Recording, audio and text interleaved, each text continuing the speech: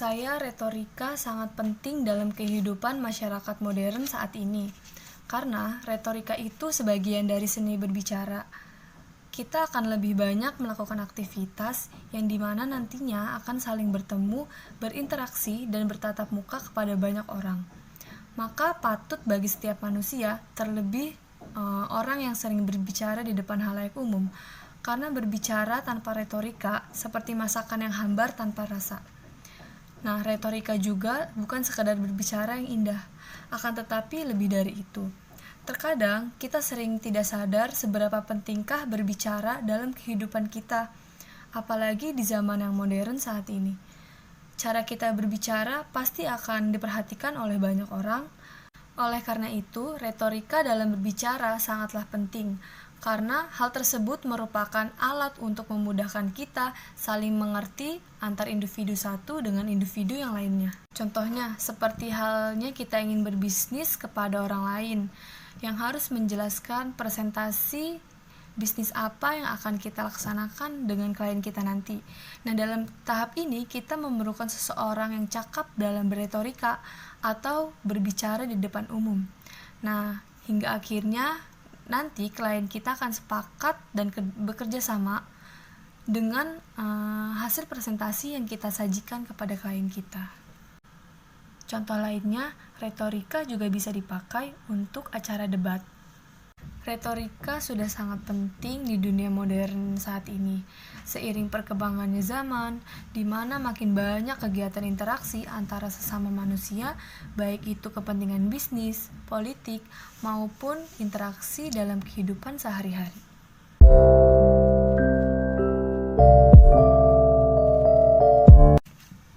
Orang yang saya kagumi yaitu mantan Presiden Republik Indonesia, yaitu Insinyur Soekarno. Salah satu keahliannya dalam menyampaikan orasi, Soekarno dikenal sebagai bapak orator yang hebat.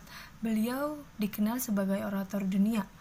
Dalam teknik berpidato atau berretorika, mantan Presiden Soekarno menggunakan teknik impromptu, yaitu retorika yang mendadak tetapi berhasil menghasilkan poin-poin penting dan penutup yang sangat mengesankan, serta memiliki kemampuan berpidato yang luar biasa, tidak pernah membaca naskah saat berpidato.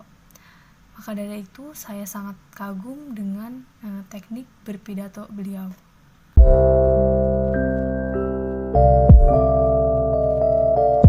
Harapan saya terhadap pendidikan di Indonesia yang pertama yaitu kita harus meningkatkan kualitas guru, karena guru itu memiliki posisi yang sangat penting bagi dunia pendidikan.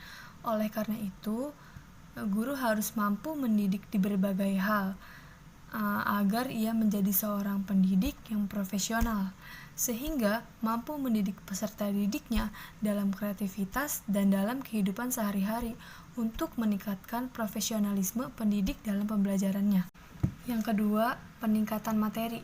Dalam peningkatan materi pendidikan, maka peningkatan materi perlu diperhatikan, karena dengan lengkapnya materi yang diberikan, tentu akan menambah luas pengetahuan. Nah, pendidik juga harus menguasai materi atau sumber lain yang berkaitan dan lebih aktual, sehingga peserta didik tertarik dan termotivasi mempelajari pelajaran tersebut. Yang ketiga, peningkatan dalam pemakaian metode. Metode dipakai sebagai alat untuk mencapai tujuan. Peningkatan kualitas pendidikan perlu adanya peningkatan dalam pemakaian metode. Maksudnya, bagaimana cara penerapan atau cara penggunaan yang sesuai dengan materi yang disajikan, sehingga memperoleh hasil yang memuaskan dalam belajar, agar peserta didiknya tidak akan merasa bosan dan jenuh atau monoton. Yang keempat, peningkatan sarana dan prasarana. Sarana dan prasarana digunakan dalam rangka meningkatkan proses belajar mengajar. Perlengkapan tentang sarana seperti meja, kursi, komputer, dan lain sebagainya. Sedangkan prasarana meliputi semua komponen yang secara tidak langsung menunjang jalannya proses belajar mengajar, seperti tata tertib sekolah, dan semua yang berkenaan dengan sekolah. Dan yang terakhir, peningkatan kualitas belajar. Menjadi seorang guru tentunya harus memberikan rangsangan minat belajar kepada setiap peserta didiknya, sehingga peserta didiknya memiliki rangsangan minat untuk belajar, serta harus memberikan motivasi belajar sebagai pendorong peserta didik untuk menumbuh kembangkan dan menggerakkan bakat si peserta didik tersebut.